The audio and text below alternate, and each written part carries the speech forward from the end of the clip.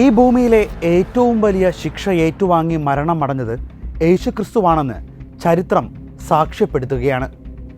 ഓരോ മരണത്തിന് കാരണങ്ങൾ പലതാണ്.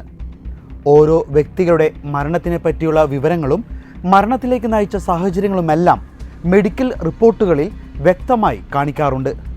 അതുപോലെ 2000 വർഷങ്ങൾക്ക് മുമ്പ് മരണമടഞ്ഞ യേശുക്രിസ്തുവിൻ്റെ മരണ റിപ്പോർട്ട് ഇന്ന് ലോകത്തിനു മുമ്പിൽ കാണിക്കുകയാണ് മെക്സിക്കോയിലെ മോൺട്രി സർവകലാശാലയിലെ സ്കൂൾ ഓഫ് മെഡിസിൻ.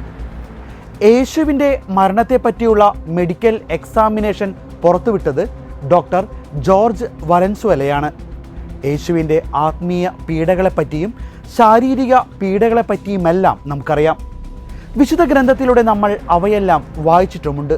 കൂടാതെ ഈശോ തനിക്ക് ഏറെ പ്രിയപ്പെട്ട വിശുദ്ധർക്ക് സഹനത്തിൻ്റെ കാഠിന്യവും വേദനയും താൻ അനുഭവിച്ച അവസ്ഥ എല്ലാം വിവരിച്ച് കൊടുത്തിട്ടുമുണ്ട്.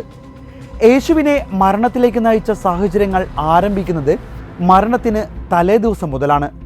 അതായത് ഗെത്സമനിയിലാണ് ഈശോയുടെ മരണത്തിലേക്കുള്ള യാത്ര ആരംഭിക്കുന്നത്. ഗെത്സമനിയിൽ ഈശോ പ്രാർത്ഥിക്കുമ്പോൾ തൻ്റെ തീവ്രമായ ദുഃഖത്താൽ വിയർപ്പ് തുള്ളികൾ രക്തമായി വീണു. ഒരു മനുഷ്യന് താങ്ങാവുന്നതിൽ അധികം വേദനകൾ ഉണ്ടാകുമ്പോൾ ശരീരത്തിലുണ്ടാകുന്ന സമ്മർദ്ദം മൂലം രക്തക്കുഴലുകൾ പൊട്ടുകയും വിയർപ്പ് ഗ്രന്ഥികളിൽ നിന്ന് രക്തം പൊടിയുകയും ചെയ്യുന്നു. ഇതിനെ ഹെമാറ്റിഡ്രോസിസ് എന്നാണ് മെഡിക്കൽ സയൻസ് വിളിക്കുന്നത്. യേശുവിനെ പടയാളികൾ പരിഹസിക്കുന്നതായി നമ്മൾ കാണുന്നുണ്ട്. കണ്ണുകൾ കെട്ടി യേശുവിൻ്റെ മുഖത്ത് പലതവണ പടയാളികൾ അടിക്കുന്നു. ഈ അടിയിൽ കവളിൻ്റെ അസ്ഥികൾക്കും മൂക്കിനുമെല്ലാം ചതവും ഒടിവും സംഭവിച്ചിട്ടുണ്ട്. യേശുവിനെ പരിഹസിച്ചുകൊണ്ട് അവിടുത്തെ ശിരസിൽ ധാരാളം മുള്ളുകളുള്ള ഒരു മുൾക്കിരീടം അണിയിക്കുന്നുമുണ്ട്. ഒരു മനുഷ്യ ശരീരത്തിൽ ഏറ്റവും കൂടുതൽ രക്തക്കുഴലുകളുള്ളത് തലയോട്ടിയിലാണ്. ഈശോയുടെ ശിരസിൽ മുൾക്കിരീടം വെച്ചപ്പോൾ മുള്ളുകൾ തറച്ചു കയറി രക്തക്കുഴലുകൾ നശിച്ചു. അങ്ങനെ ഒരുപാട് രക്തം നഷ്ടപ്പെട്ടു. റോമാക്കാർക്കിടയിലെ ചമ്മട്ടിയടി മരണത്തിനടുത്തുള്ള വലിയൊരു ശിക്ഷാ നടപടിയാണ്. ചാട്ടവാറുകളുടെ അറ്റത്ത് അസ്ഥികളും മറ്റും മൂർച്ചയുള്ള വസ്തുക്കളും തുന്നിച്ചേർത്താണ് കുറ്റവാളികളെ മർദ്ദിക്കുന്നത്. ഓരോ ചാട്ടയടിയിലും ശരീരത്തിൻ്റെ പല ഭാഗങ്ങളിലും മുറിവേൽക്കുകയും അമിതമായി രക്തം നഷ്ടപ്പെടുകയും ചെയ്യുന്നു. ഈശോയെ ചാട്ടവാറുകൊണ്ട് അടിക്കുമ്പോൾ ഇതുപോലെ ഒരുപാട് രക്തം നഷ്ടപ്പെട്ടു പോയിട്ടുണ്ട്. ശരീരത്തിൽ നിന്ന് രക്തം അമിതമായി നഷ്ടപ്പെടുന്നതിനെ ഹൈപ്പോവാളമിക് ഷോക്ക് എന്നാണ് പറയുന്നത്.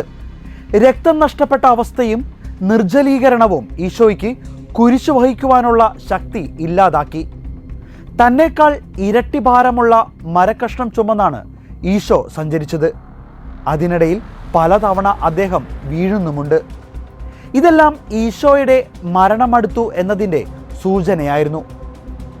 ഈശോയെ കുരിശിൽ കിടത്തി അവിടുത്തെ കൈകളിലും കാലുകളിലും ആണികൾ തറയ്ക്കുന്നുണ്ട്.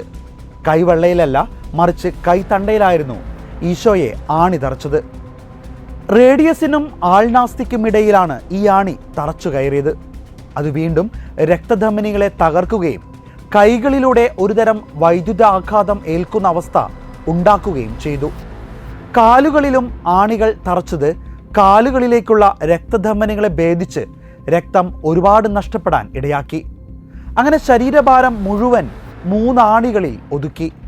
കുരിശിൽ കിടക്കുന്ന ഒരാൾക്ക് ശരിയായി ശ്വസിക്കാൻ കഴിയുകയില്ല.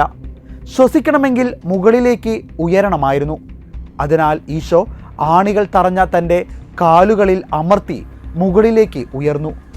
ഓരോ തവണ മുകളിലേക്ക് ഉയരുകയും താഴുകയും ചെയ്യുമ്പോൾ ചമ്മട്ടികളാൽ മുറിവേറ്റ തൻ്റെ പുറം പരുപരുത്ത കുരിശിൽ ഉരഞ്ഞ് അസഹനീയമായ വേദന അനുഭവിച്ചിരുന്നു. ജീവശ്വാസത്തിന് വേണ്ടിയുള്ള ഈ പോരാട്ടം തുടർന്നുകൊണ്ടേയിരുന്നു. കൈകൾ വലിച്ചു നീട്ടിയതുകൊണ്ട് ശ്വസിക്കാൻ വളരെ പ്രയാസമായിരുന്നു. നെഞ്ചിലെ പേശികൾക്ക് ബലക്ഷയം സംഭവിച്ചു. ശ്വാസകോശത്തിൽ ഫ്ലൂയിഡ് നിറഞ്ഞ വളരെ സഹനത്തിൻ്റെ നിമിഷത്തിലൂടെയായിരുന്നു ഈശോ കുരിശിൽ കടന്നുപോയത്. ഇത്തരത്തിൽ ശ്വാസകോശത്തിൽ ഫ്ലൂയിഡ് നിറയുന്നതിന് പ്ലൂരൽ എഫ്യൂഷൻ എന്നാണ് പറയുന്നത്. കുരിശിൽ കിടക്കുമ്പോൾ ഈശോയുടെ ഹൃദയത്തിൻ്റെ പ്രവർത്തനങ്ങൾക്ക് മാറ്റങ്ങൾ സംഭവിച്ചു. ഹൃദയമിടിപ്പ് ക്രമാതീതമായി കുറഞ്ഞു. ഇൻട്രാവാസ്കുലർ കൊഗ്യുലേഷൻ, അതായത് രക്തം കട്ടപിടിക്കുന്ന അവസ്ഥ. ഹൃദയത്തിനും പെരികാർഡിയത്തിനും ഇടയിൽ വെള്ളം അടിഞ്ഞുകൂടുന്ന പ്ലൂരൽ എഫ്യൂഷൻ. ഒടുവിൽ ഹൃദയസ്തംഭനം മൂലവും ശ്വാസം കിട്ടാതെയും ഈശോ കുരിശിൽ മരിച്ചു. യുണൈറ്റഡ് സ്റ്റേറ്റിൽ നിന്ന് ഫിസിയോളജിയിൽ PhD നേടിയ സർജനായ ഡോക്ടർ വലൻസുവേലയുടെ റിപ്പോർട്ടാണിത്. ഈശോയുടെ മരണത്തിനിടയാക്കിയ ഓരോ കാരണവും ഈ റിപ്പോർട്ടിൽ നിന്ന് വ്യക്തമാണ്. ശരീരത്തിൻ്റെ ഓരോ അവയവങ്ങൾക്കുമേറ്റ ക്ഷതവും രക്തം നഷ്ടപ്പെട്ട അവസ്ഥയുമെല്ലാം ഈ റിപ്പോർട്ടിൽ വിവരിക്കുന്നുണ്ട്.